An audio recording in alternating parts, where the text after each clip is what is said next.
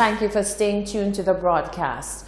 A two-day regional workshop held at the Bellevue Hotel, facilitated by the Caribbean Union of Teachers, looked to bring together female teachers for discussions centered on issues that affect women throughout the Caribbean. The organizers have highlighted the timeliness of the event amidst the current industrial climate in the Caribbean. Solange Alfred tells us more in this report. A contingent of women teachers throughout the Caribbean converged in St. Lucia to take part in Caribbean Union of Teachers Status of Women workshop. Chairperson for the Caribbean Union of Teachers Status of Women, Angel Heiliger, says the aim following discussions is to create a strategic plan that looks to combat the issues highlighted in the workshop. We will be discussing a lot of issues that affect women in the Caribbean and in the Teachers Union. We'll be discussing leadership and leadership styles. We'll be discussing confidence, how you present yourselves. We will also be discussing the roles and goals of the Status of Women's Committee and what you can do in your unit to help promote women leaders.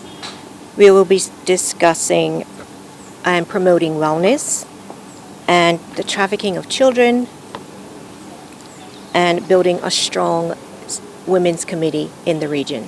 Chairperson for the Women Committee, St. Lucia Teachers Union, Vern Charles, says that the lineup of facilitators include all members of the Status of Women Committee. She gave a glowing review of the facilitators who had already presented and said anticipation remained high for the upcoming contributors.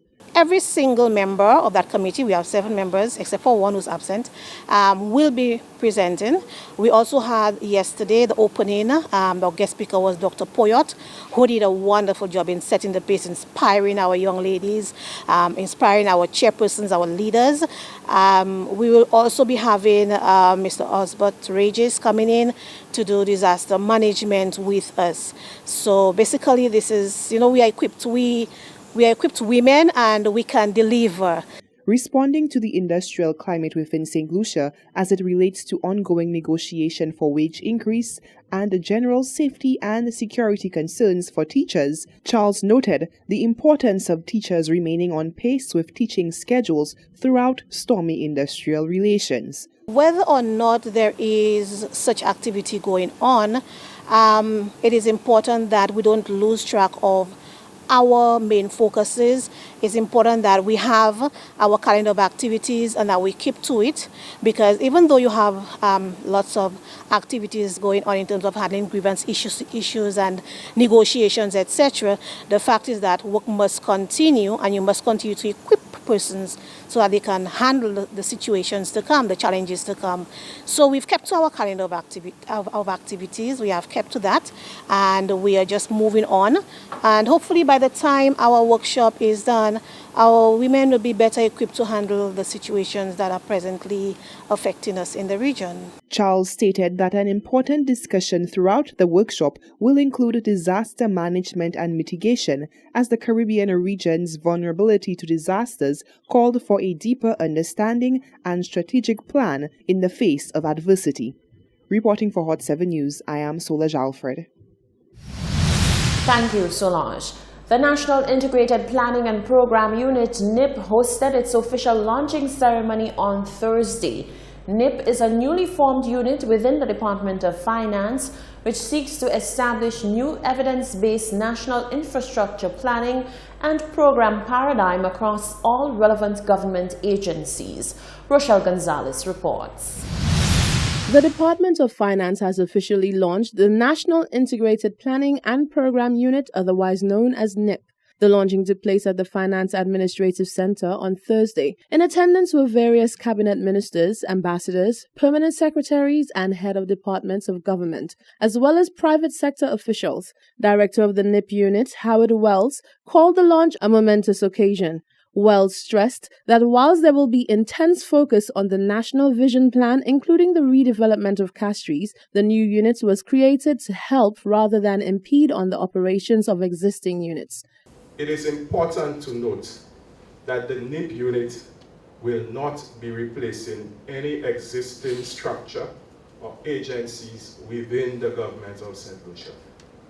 Rather, the unit is mandated to network with all departments to provide the strong evidence-based assessments necessary for the justification and alignment of infrastructure plans and strategies to the country's national infrastructure priorities. The NIP director went on to say that the unit has as its key mandate the establishment of a new evidence-based national infrastructure planning and program paradigm across all relevant government sectors. The unit will spearhead the definition of the overarching vision, strategy, and roadmap for the development of the national infrastructure agenda by assessing the current and future infrastructure needs of all relevant agencies within the public service, whilst ensuring that financial and capital resources align with national priorities. By infrastructure in this instance, I refer to economic infrastructure, which speaks to all elements of economic change, such as our transportation network, communication network, water network, power grids, and other major utilities. Well said, one of the major planned activities to be undertaken by the NIP is the review of St. Lucia's National Vision Plan, which was approved in the year 2008. The vision plan outlined bold new ideas that would have transformed many sectors of St. Lucia, including the total redevelopment of the city of Castries. However, since the approval of the plan, a lot has changed. For instance, there is now increased emphasis on climate change and its impacts on small island developing states like St. Lucia. We've also witnessed the energy revolution and a push towards greater use of renewable energy. A new urban planning paradigm now exists, where greater emphasis is placed on people and the environment. Also, since the approval of the 2008 plan, St. Lucia, like most islands of the Caribbean, has signed on to numerous international conventions that now demand that we do things differently. The NIP unit was established in September of 2018. Reporting for Hot 7 News, I'm Rochelle Gonzalez. Thank you, Rochelle.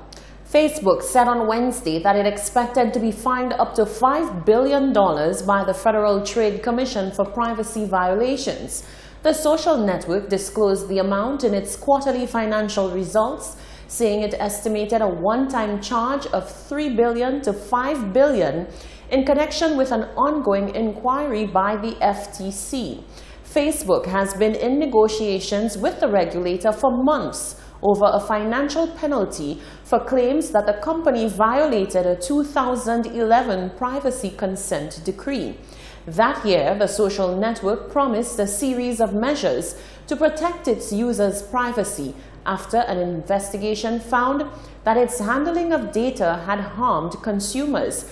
The FTC opened a new investigation last year after Facebook came under fire again. This time, the company was accused of not protecting its users' data from being harvested without their consent by Cambridge Analytica, a British political consulting firm that was building voter profiles for the Trump campaign.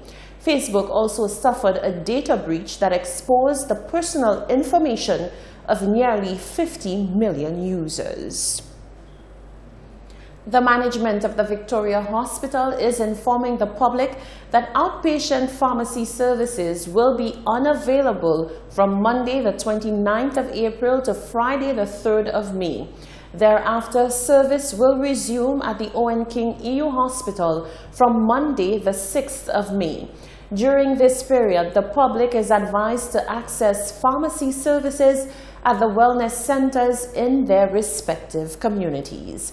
You're watching the Hot 7 Nightly News. Tennyson Glasgow is up next with all the sporting action.